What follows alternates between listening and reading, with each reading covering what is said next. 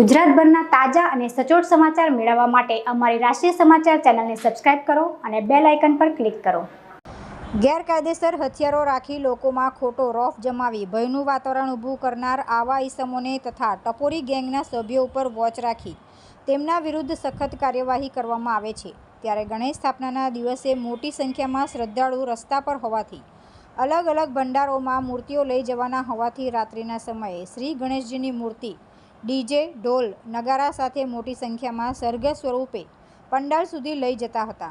તેથી કોઈ અડચણ ન થાય અને શ્રીજીની મૂર્તિ સુરક્ષિત પંડાલ સુધી પહોંચે તેમજ ભૂતકાળના બનાવોને ધ્યાનમાં રાખી પોલીસ દ્વારા અલગ અલગ ટીમો દ્વારા નાઇટ પેટ્રોલિંગ કરવામાં આવતું હતું। પેટ્રોલિંગ દરમિયાન પોલીસને મળેલી બાતમીના આધારે પાંડેસરા ડી માર્ટની સામે જાહેર રોડ પરથી રાજા બાબુ સંતોષ પટેલને ફિલ્મી ઢબે દબોચી લેવામાં આવ્યા હતા। રાજા બાબુ પટેલ કોઈ ગુનાને અંજામ આપવાના ઈરાદે લોડેડ તમંચા અને લોડેડ શોટગન સાથે કાર્ટીસ નંગ 5 મળી કુલ 35,700ના મુદ્દામાલ સાથે ઝડપી લેવામાં આવ્યો છે।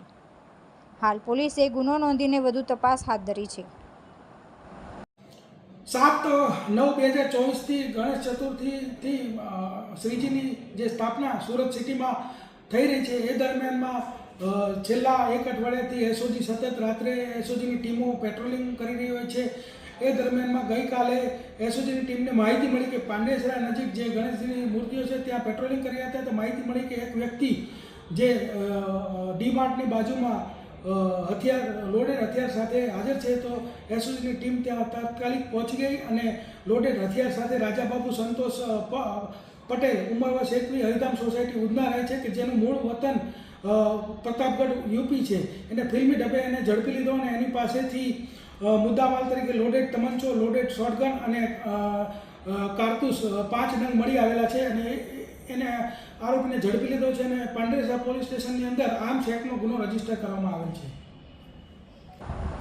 તુલસી શર્મા સાથે રાષ્ટ્રીય સમાચાર સુરત।